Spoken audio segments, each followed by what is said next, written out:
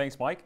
Last weekend, China's Communist Party proposed a clause in the Constitution to abolish limits for Chinese leader Xi Jinping. This is part of a gradual buildup to consolidate power, and it could effectively cement Xi Jinping as president for life.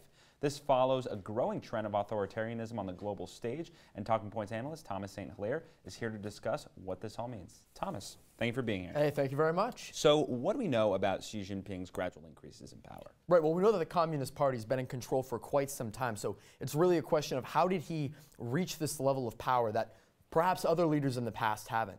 You can look at, for instance, the crackdown on dissenters. You know, that ranges from lawyers to journalists to even teachers, for that matter, or the public who criticizes him.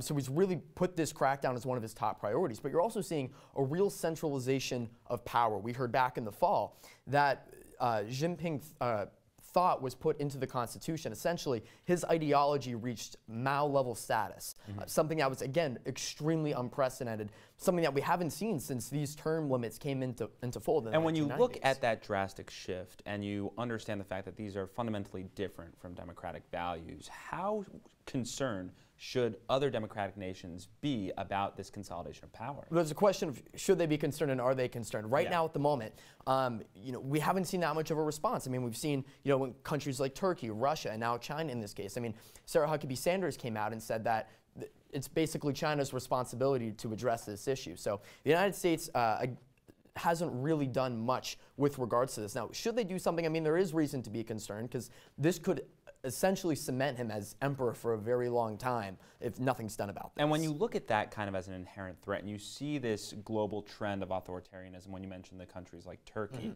is this different in any way, or is it kind of much of the same when it comes to sort of the, you know? Right. I mean, its rise has a lot of similarities because it's in an age of where you have increased terrorism, increased war due to technologies. And there's also this growing distrust. And, you know, really, Jinping has capitalized on a lot of that, and similar to other leaders. On the other hand, this is a bit different because, like I said, a lot of this is being put into written law. We've seen the writing in the Constitution, and now we're seeing the end to term limits. Fundamental changes that will, you know, be pivotal for the nation's future. Right. Thomas, thank you so much for covering. Thank you very much.